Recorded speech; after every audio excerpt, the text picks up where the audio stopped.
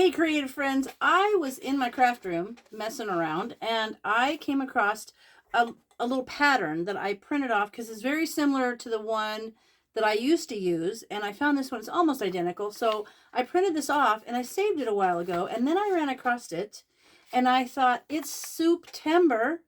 We're doing all these amazing soup recipes and I decided I was going to make it. It is a bowl cozy and I'm going to show you how.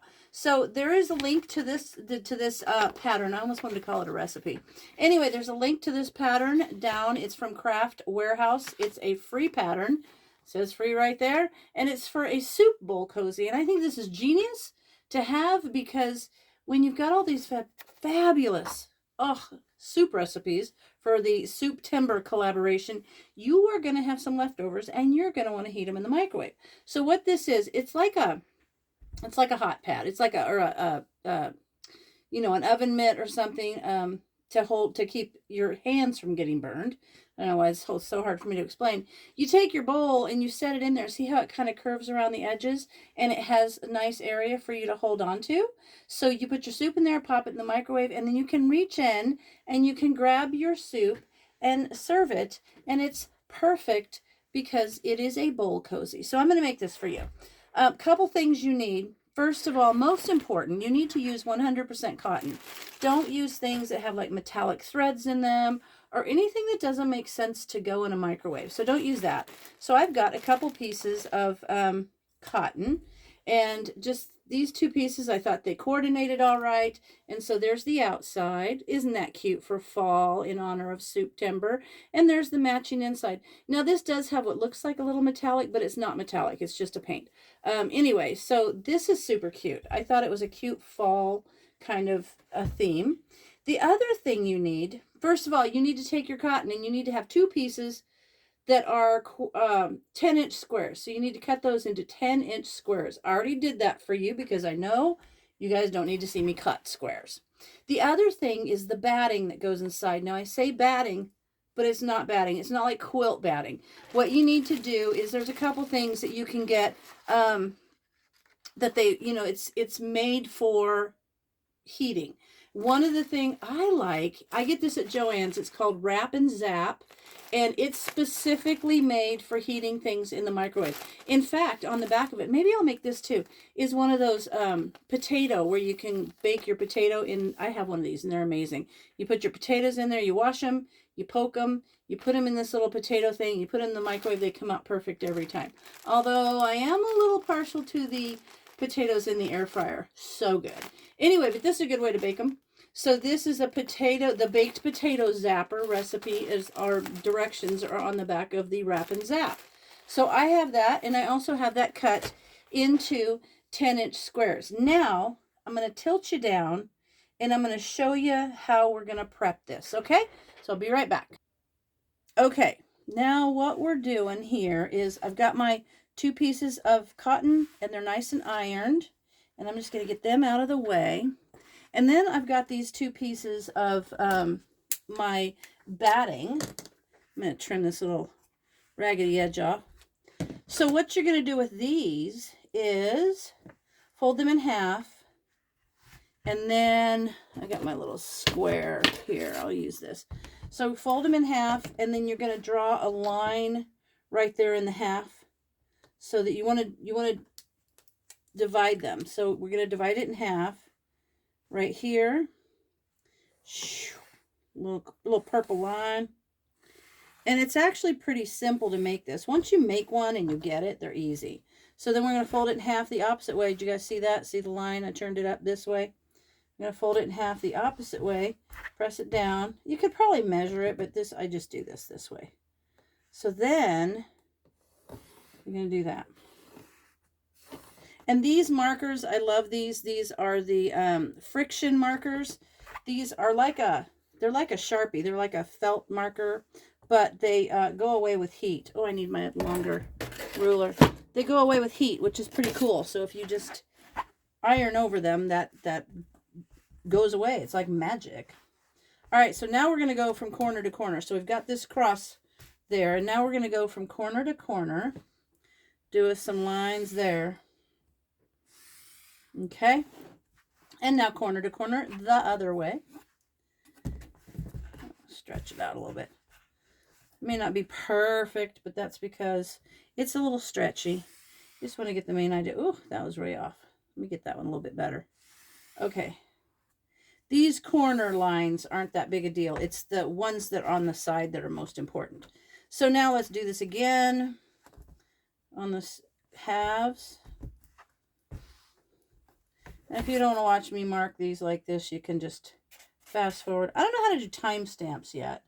As soon as I do timestamps, I will, oh, what am I doing? As soon as I know how to do timestamps, I'll do that for you guys.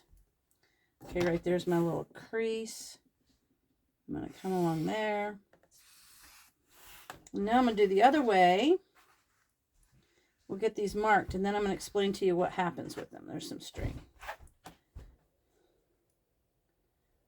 Across this.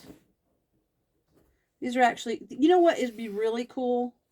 To make these, and then to make like a soup in a jar, and put the quart jar with the soup in a jar, the meals in a jar in it. Wouldn't that be clever? That's kind of a cute thing to do. Okay, now the other way. The marking actually is what takes longer than anything. Sorry, you guys, for watching this. I should just... Okay, now what we're going to do, now we've got that done. Okay, so I'm going to take my little ruler, because on these ones that are on the flat side, you want to go out from the line 1 inch and mark it. And I like to mark the edge of it, and I'll show you why. So you come out 1 inch and mark it, and then you come down 2.5 inches and mark it, and then you connect those lines, and I'll show you what we're doing here. So there. So what I've done is, you can see that I've made lines across and lines from corner to corner, and then from the ones that are on the flat side, not the corner, you come out 1 inch and then down 2.5 inches, and then you connect those, okay? Because ultimately you're going to pinch them together and make a dart. So I'm going to go around and finish making those on both pieces, and I'll be back to you when I'm done. Okay, so I've got them all marked. All 4 sides of both pieces are marked. So now what I'm going to do is put this on the wrong side of the fabric. So the wrong side of the fabric is not where the design is. So I'm going to put this here, put this on the wrong side of the fabric. Both pieces are each going to go on one of the pieces of fabric. The thing I like about this too is it just kind of already sticks. So you can lay it on there and then just kind of scooch it with your hands to make sure it's lined up properly. There we go. There's one. And then we'll do the other one. Wrong side of the fabric. Ooh, got me a little string there. There we are. I think these are super cute. You can make kid ones. And I think you could scale them down to make like a smaller one. I was trying to figure out like a cup one. Put around a mug maybe. Maybe if I could do something where these sides were a little bit longer. Like the whole thing was smaller, but these sides were a little bit longer with a button that would come up around the handle. I don't know. I'm going to work on that. Anyway, so when I said this was similar to the pattern that I used to use, the one I had scalloped corners, which is fine, but okay. So now I've got that done. One of the reasons I said it's good to mark on the edge is because with these, you're going to pinch these together so that they line up. See how they're lined up right there? You want to pinch them together so that they line up. And then, I gotta put my glasses on for this. I've got to line them up and then put in a pin. So you're going to pin all 4 of these darts, ultimately, is what you're making. So you're making 4 darts on here. So if you guys have ever made this kind of stuff, I love it. I like sewing just about anything. I don't like sewing upholstery. My daughter's good at upholstery, but I don't do upholstery. Too much work. Upholstery fabric's too heavy. It's hard on my machine. But crafty things in clothing I like to do. Okay, there's one. All right, there's one. And see how that's going to create that shape? Haha. When we do this one, pinch these together. And then, ooh, this is not quite to the edge, so I'm going to scooch it over. And pinch this together. You see how it's kind of sandwiched in there? Just awesome. Now the seam allowance for this entire pattern is 3/8. So it's 3/8 of an inch. One thing they don't tell you to do that I do is to trim off one side of the seam when you're all done and you're ready to turn it. I'll show you what I'm talking about. I like to trim one side of the seam down so that it matches up, it lays up nicely. Okay, there's that. Ooh, that's a short pin. I like my long pins. Now, I'm going to bring you over and show you on my machine how, see there, the two, it's just amazing. So I'm going to bring you over and show you how they look as I sew them. Okay, so I'll be right back. Okay, I hope you can see this. So I'm going to start at this little inside point on each of these little darts. And I like to do a little fixing stitch. It's about 5 little stitches straight down. Take the pin out. And then come across at the angle to the edge of that dart. Do my little fixing stitch. And then cut it. So see how that is sewn on there? That's now like a dart. I'll do one more and then I'll let you go until I get the rest of them done. I want to make sure this is lined up nice. Perfect. There we are. And double check when you go to put this in here that it doesn't slide. Like that one just slid and it would have been off. And there's those 2 little dots lined up. That's what I was checking for. Make sure those dots are still lined up when I go to sew these because they can shift a little bit. And you don't want that to happen. Okay. So there we have it. Okay, so see how I've got 2 of those done? It's going to already make the curve of that bowl. So now I'm going to go ahead and finish the other 2 on this and the 4 on that one, and I'll come back to you. All right, I've got them both sewn, and you can see how they each have the 4 darts in them. See there? But now what I'm going to do is I'm going to trim those darts down because it will eliminate the bulk. So I'm going to trim them each off to just about 1/4 of an inch from the seam so you can see that. That's what we're doing here. And then we're going to lay them right sides together. So there's one. Here's the other one.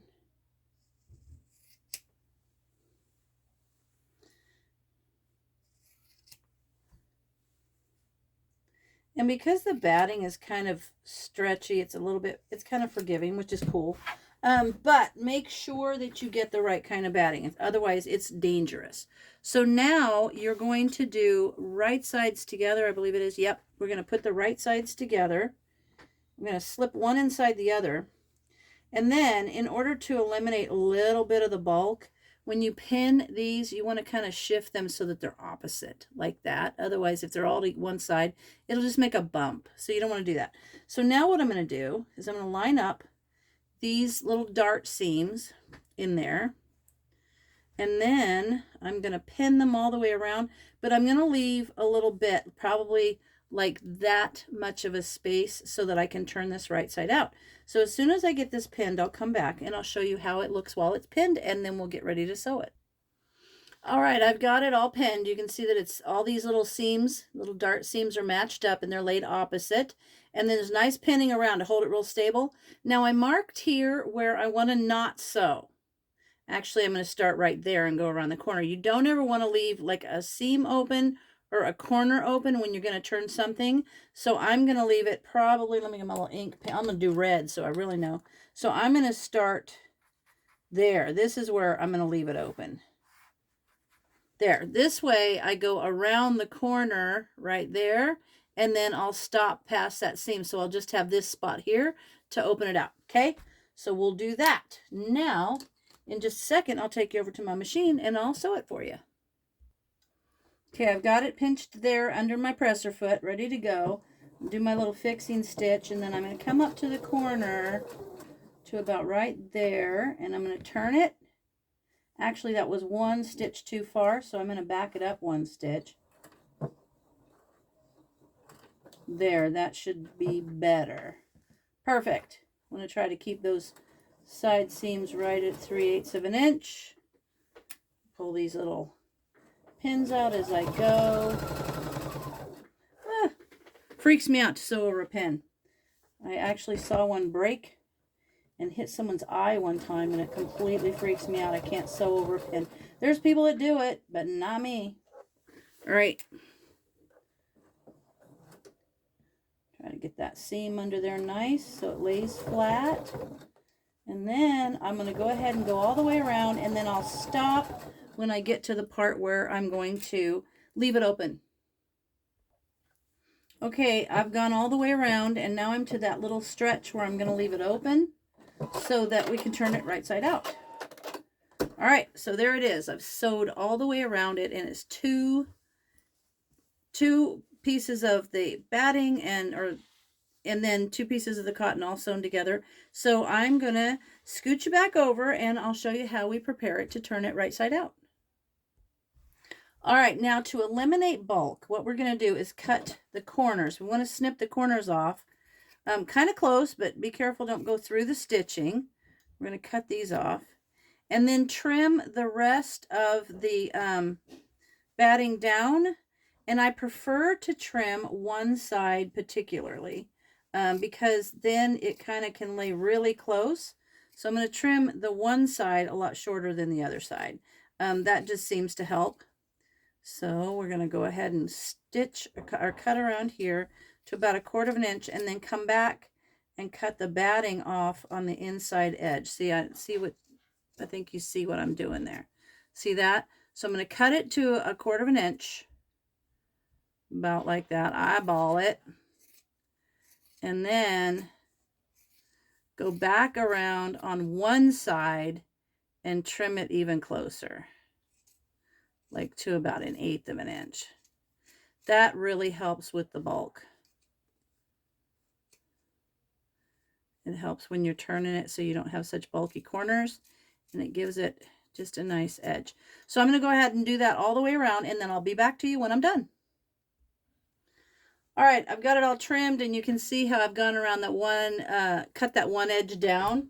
Now I'm going to take my pokey, and I'm going to go in between where this open seam is. You can see the 2 right sides of the cotton, and I'm going to start working that out. This is why you don't want to leave your corner open, because it's kind of a pain to turn it and get it situated correctly. So get these turned right side out. Once you get past this one little lump, then it's just a breeze. There we go, we're coming.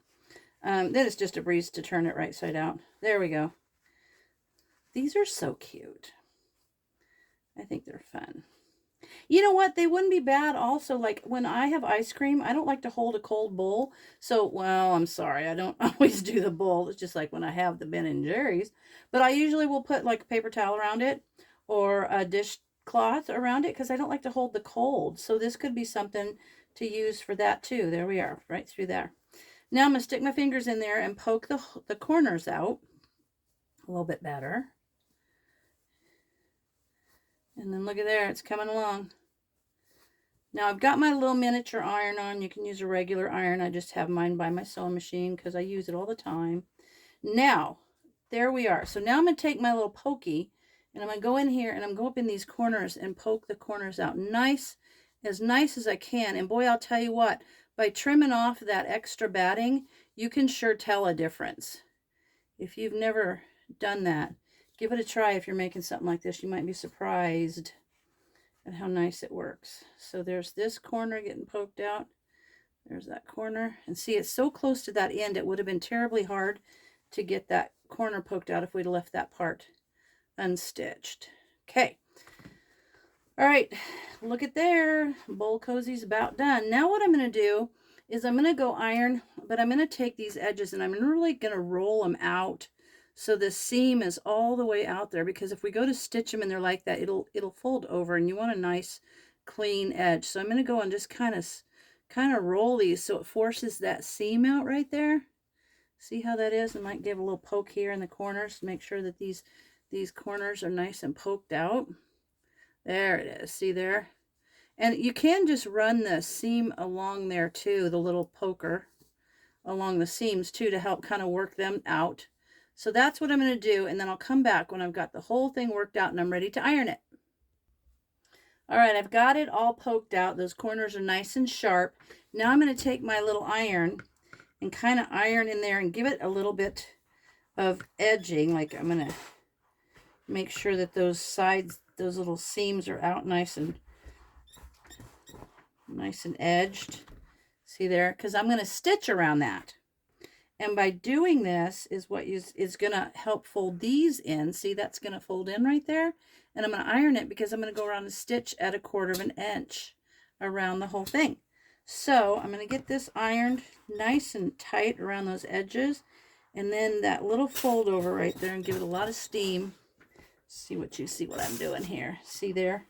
So that is the edge right there. And I steamed it real good. I actually could use my wooden clapper on there. But I'm going to pin this to make sure that edge. Now you could hand stitch this if you want, but I'm just going to use my machine because I'm already going to edge the whole edge of it 1/4 inch. So now I'm going to go around and give this a good hard pressing, and I'll come back to you when it's ready to sew. Okay, now it's ready to sew, and see how nice it's like along the edges is real nice because I gave it a real good hard pressing with a lot of steam. So now I'm going to start here, and I'm going to come across at 1/4 inch this little edge that's left open, because I want to make sure that that gets tacked down real well. So I like to start right in the seam there and do my little fixing stitch. So I'm going to put that in there, get that going. Here we go.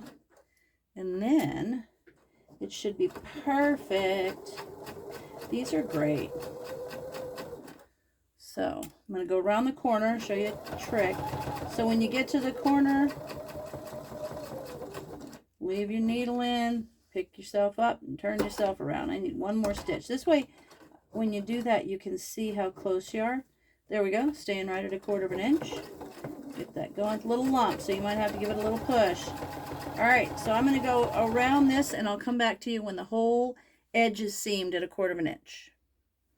All right, I'm just almost to the end here, and then I'll do my little fixing stitch. Sometimes, if you don't have a fixing stitch, you want to make sure that you do like a reverse stitch, like I just did there. Okay, there we are. So there we have it. I'm going to cut that string off.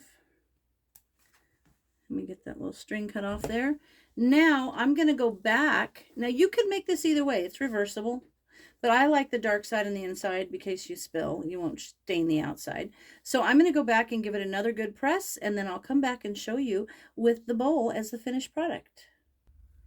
Okay, I'm ironing down the inside here just to help it keep its shape.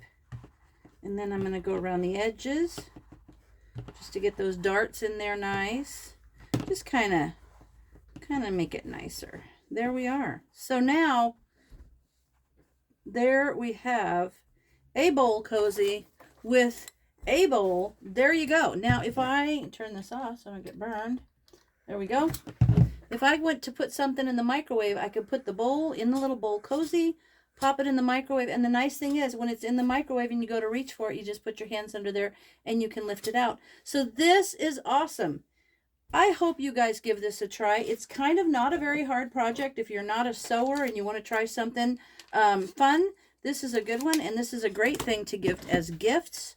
Like there's 2 of them I made today in like less than an hour. So be sure and check out this pattern. I've got the link in there, and be sure and use the right kind of batting for it because it can actually be really dangerous. It can catch on fire if you don't use the right kind of batting. So there you have it. An insulated bowl cozy to microwave your awesome Souptember recipe leftovers. And as always, thanks for watching, and I'll see you in the next video.